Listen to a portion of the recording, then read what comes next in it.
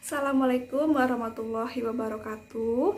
Selamat pagi semuanya, kelas 11 IPS 1, IPS 2, dan IPS 3. Pada hari ini bertemu lagi sama Ibu Asti untuk belajar sosiologi. Dan hari ini kita akan masuk bab baru tentang konflik sosial. Jadi, sebelum kita memulai pembelajaran pada hari ini, ada baiknya kita berdoa kepada Tuhan Yang Maha Esa agar kegiatan PJJ kita pada hari ini bisa bermanfaat dan nanti ilmunya bisa kalian terapkan di dalam kehidupan kalian sehari-hari. Berdoa menurut kepercayaan masing-masing, dimulai.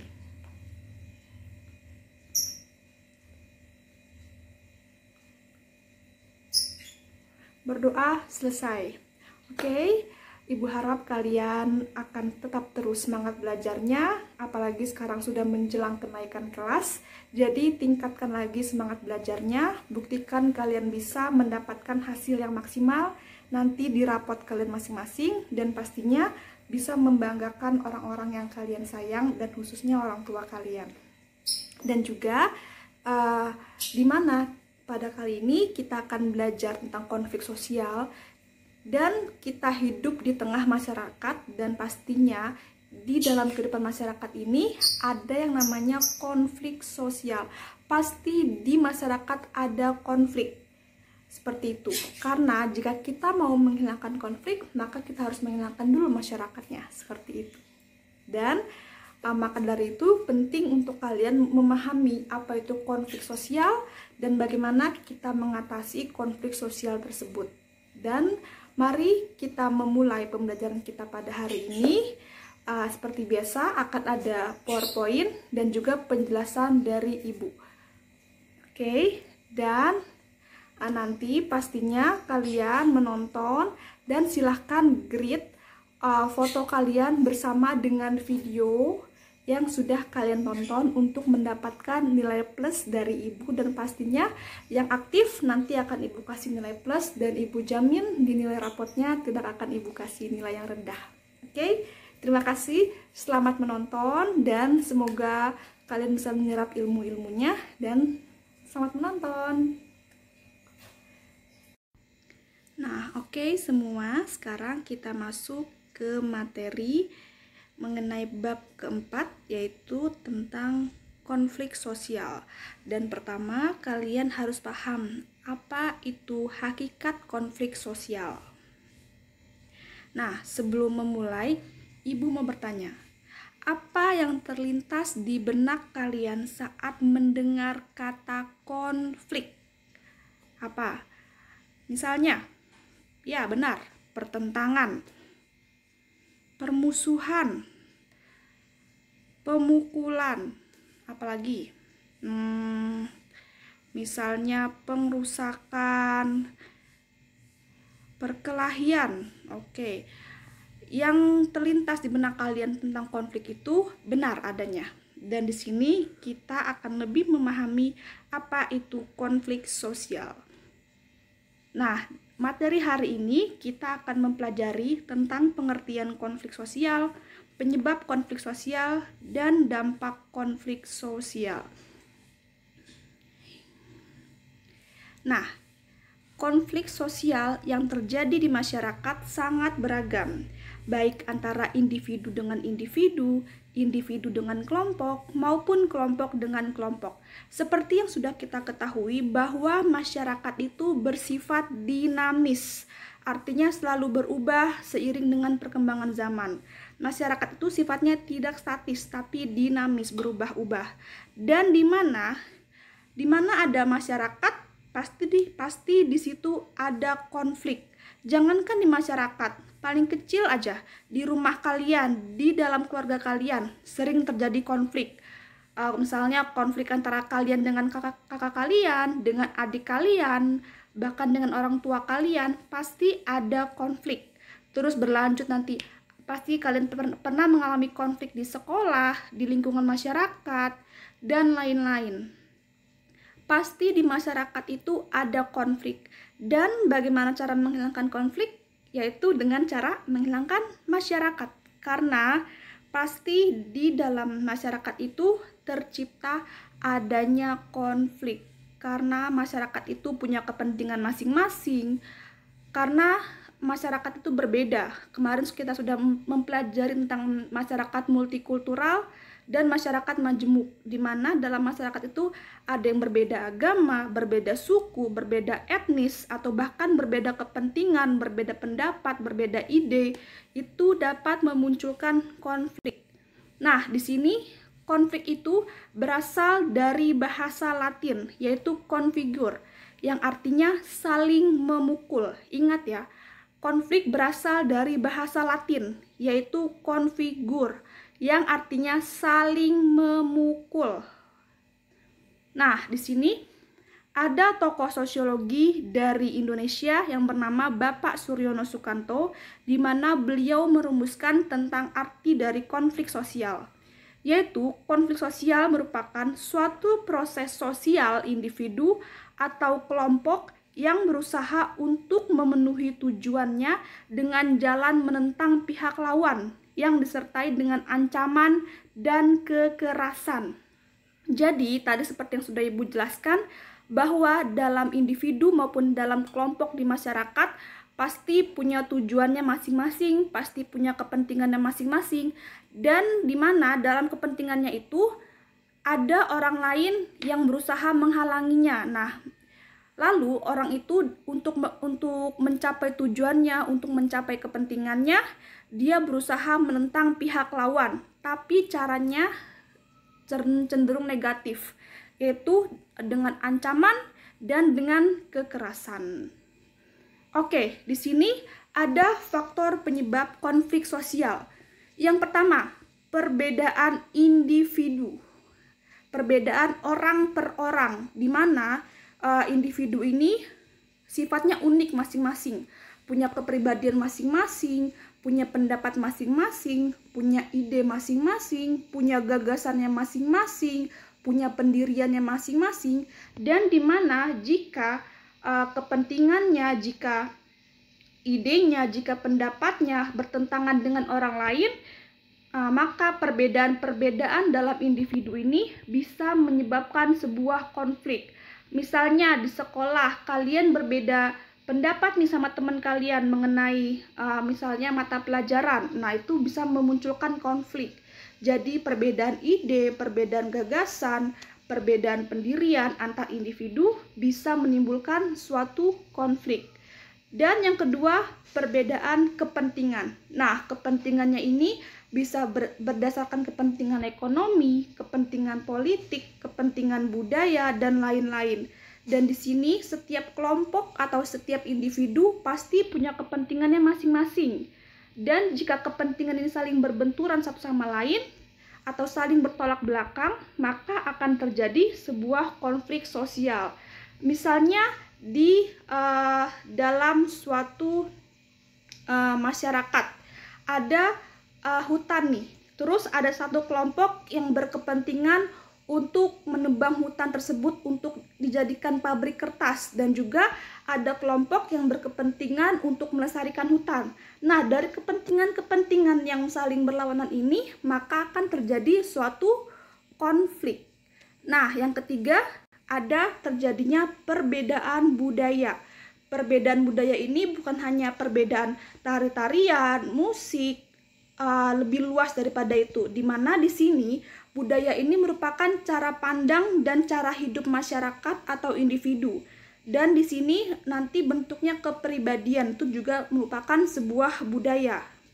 Nah, jika adanya terjadi perbedaan budaya antara satu orang dengan orang yang lain atau antara yang satu dengan kelompok yang lain, maka akan terjadi suatu konflik. Misalnya dalam suku A dan suku B, mereka punya kebudayaan masing-masing. Dan jika tidak ada toleransi, maka akan terjadi konflik. Dan yang keempat ada penyebab konflik, yaitu perubahan sosial. Perubahan sosial ini merupakan perubahan yang ada di dalam masyarakat. Seperti yang sudah kita ketahui, bahwa sekarang zaman makin modern, zaman makin canggih. Dan di mana di perubahan sosial ini, jika tidak ditanggapi dengan bijak, maka akan memunculkan konflik sosial.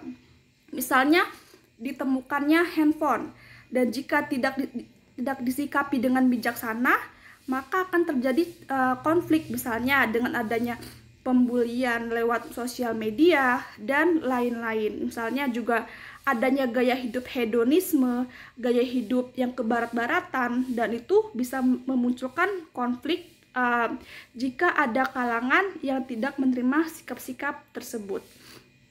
Selanjutnya ada penyebab konflik menurut Karl Marx. Nah, di sini kalian perlu ketahui bahwa Karl Marx ini merupakan tokoh sosiologi yang berperan penting dalam perkembangan sosiologi. Karl Marx ini terkenal dengan teorinya yang bernama teori kelas. Dan menurutnya ada dua kelas yang saling bertentangan satu sama lain. Ada kelas borjuis dan ada kelas proletar. Kelas borjuis ini merupakan kelas yang memiliki alat produksi, misalnya modal, gedung, dan lain-lain. Borjuis ini merupakan kaum, istilahnya seperti kaum pengusaha atau kaum yang memiliki pabrik gitu, seperti itu. Dan ada kaum di bawahnya, yaitu kaum proletar atau buruh. Di sini kaum proletar atau kaum buruh ini merupakan pihak yang tidak memiliki alat produksi. Ia hanya memiliki tenaga untuk nantinya bekerja oleh pihak borjuis. Dan jika kepentingan pihak borjuis dan pihak proletar ini bertentangan, misalnya tentang gaji dan tentang sumber daya yang lain-lainnya, maka akan menimbulkan konflik. Dan ini biasanya terjadi ketika pihak proletar ini beranggapan bisa dieksploitasi oleh pihak borjuis. Dan makanya antara kaum borjuis dan kaum proletar ini akan menimbulkan konflik. Dan biasanya nanti akan berujung pada konflik realistis. Dan konflik realistis ini nanti akan kita bahas di pertemuan berikutnya.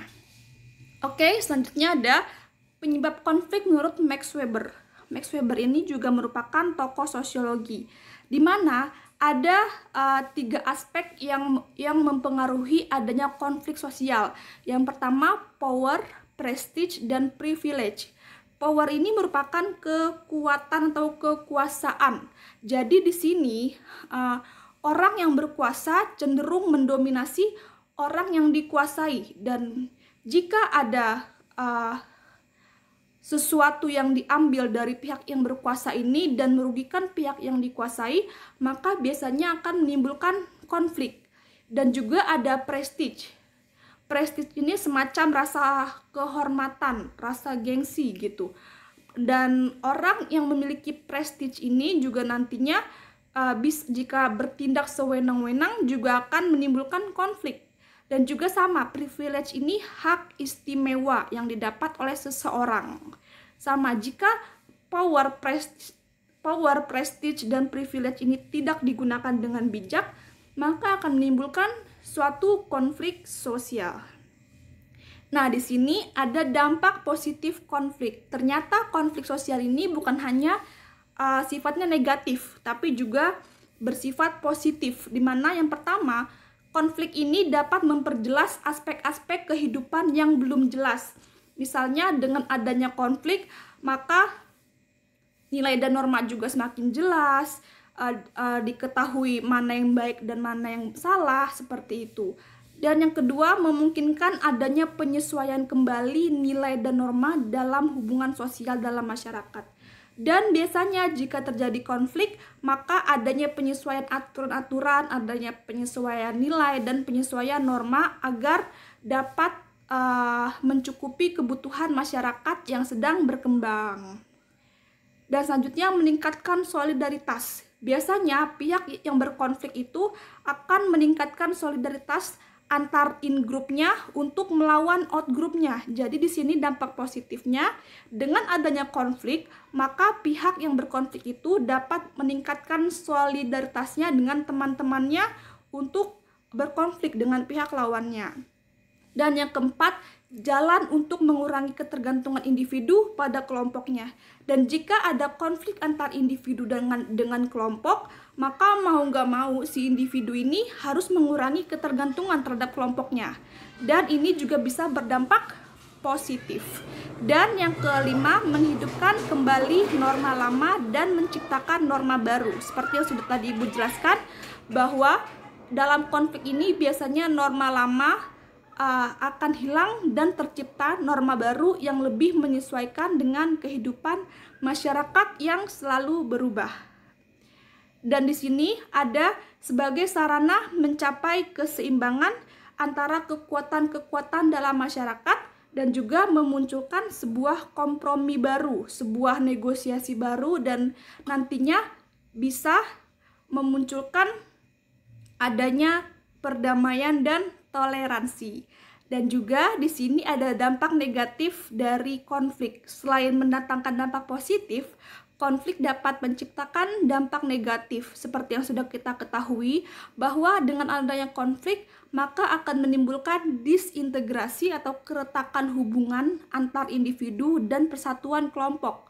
Dan yang kedua, dapat merusak harta benda dan jatuhnya korban. Misalnya konflik antar anggota masyarakat A dengan anggota masyarakat B yang biasanya ada yang meninggal, ada rumah yang dirusak, ada warung yang dirusak, dan itu merupakan salah satu dampak negatif konflik.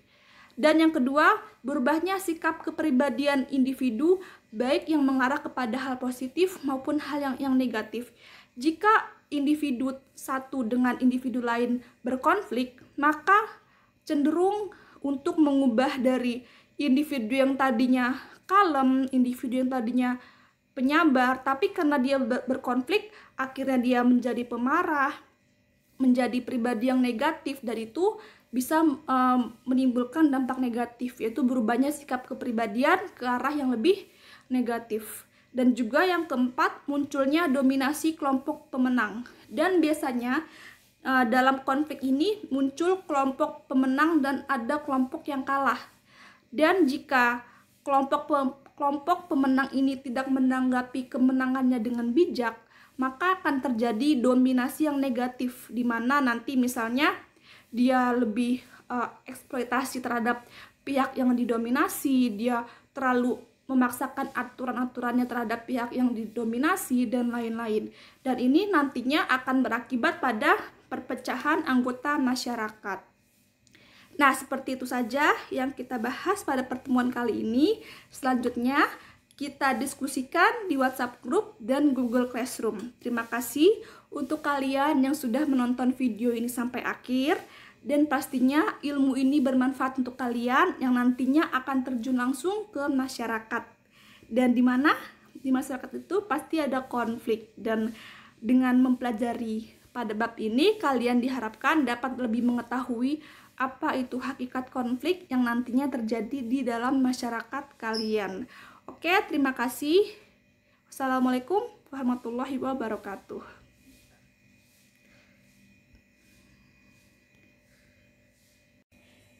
Nah, oke, bagaimana? Apakah kalian sudah menonton videonya? Ibu harap kalian sudah menonton videonya dari awal sampai habis, bukan hanya untuk pura-pura menonton dan untuk sebagai bukti foto saja untuk formalitas, tidak seperti itu, karena nanti ilmu-ilmunya nanti akan bermanfaat untuk kalian. Dan juga terima kasih untuk yang sudah menonton dari awal sampai akhir. Dan setelah itu, mari kita diskusikan tentang materi ini di WhatsApp Group dan Google Classroom. Dan jika ada yang mau bertanya tentang materi ini, Ibu sangat senang sekali. Ibu akan menjawab pertanyaan tersebut. Nanti kita juga akan berdiskusi dengan teman-teman yang lain. Kita akan bertukar pikiran, bertukar pendapat pada nantinya. Dan seperti biasa, dimohon keaktifannya. Silakan bertanya dan silakan menjawab. Terima kasih untuk perhatiannya. Wassalamualaikum warahmatullahi wabarakatuh.